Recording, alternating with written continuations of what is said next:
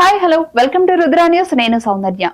దేశంలోనే అతిపెద్ద పారిశ్రామిక సంస్థ అయిన టాటా గ్రూప్ ఏళ్ల నాటి సాంప్రదాయంలో పెను మార్పు తెచ్చింది. రతన్ టాటా మరణానంతరం అనాదిగా వస్తున్న సాంప్రదాయానికి స్వస్తి పలికింది. ఇకపై రతన్ టాటా మోడల్ పై కంపెనీ పనిచేయదు.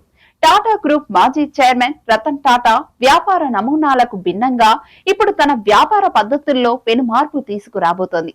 అందుకు అనుగుణంగా ఇప్పటికే కొత్త రోడ్ మ్యాప్ సిద్ధం చేసింది. దీని ప్రకారం టాటా గ్రూప్ కింద ఉన్న కంపెనీలు తమ అప్పులు, బాధ్యతలను స్వయంగా నిర్వహించుకోవాల్సి ఉంటుంది.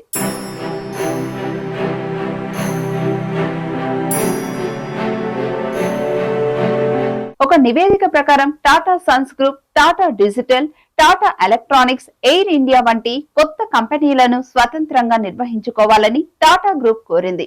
బ్యాంకులకు ఇప్పటికే కంఫర్ట్ లెట్, క్రాస్ డిఫాల్ట్ క్లాజులను అందించే పద్ధతిని నిలిపివేయాలని సమాచారం ఇచ్చింది. కొత్త రోడ్ మ్యాప్ నిర్ణయాన్ని బ్యాంకులకు తెలియజేయడంతో టాటా గ్రూప్ కు letter of comfort, cross default క్లాజుల జారీని బ్యాంకులు నిలిపివేశాయి. కంపెనీ కొత్త వెంచర్లకు భవిష్యత్తు మూలధన కేటాయింపులు, ఈక్విటీ పెట్టుబడి అంతర్గత వనరుల ద్వారా జరుగుతాయని టాటా సన్స్ బ్యాంకులకు తెలిపింది.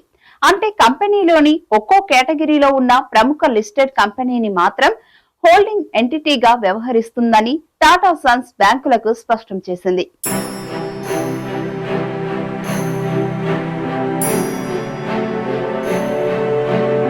టాటా సర్వీస్ గతేడాది స్వచ్ఛందంగా ఆర్బీఐకి రిజిస్ట్రేషన్ సర్టిఫికెట్ ను సమర్పించింది.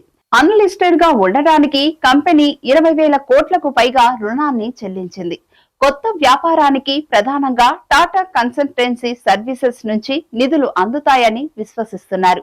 ఈ మార్పు తర్వాత భవిష్యత్తులో గ్రూప్ లోని కంపెనీలకు నిధులు ప్రధానంగా టాటా కన్సల్టెన్సీ సర్వీస్ నుంచి వచ్చే డివిడెంట్ ద్వారా అందనున్నాయి. సన్స్ పై పెద్దగా ప్రభావం చూపదని ఆర్థిక విశ్లేషకుల అంచనా.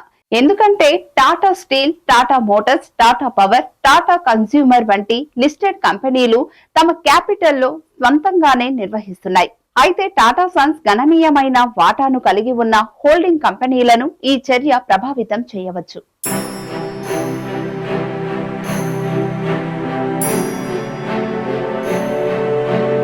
టాటా గ్రూప్ పెద్ద వాటాదారుగా ఉన్నందున బ్యాంకులు ఈ కంపెనీలకు స్పష్టమైన హామీ లేకుండా రుణాలు అందజేస్తాయి.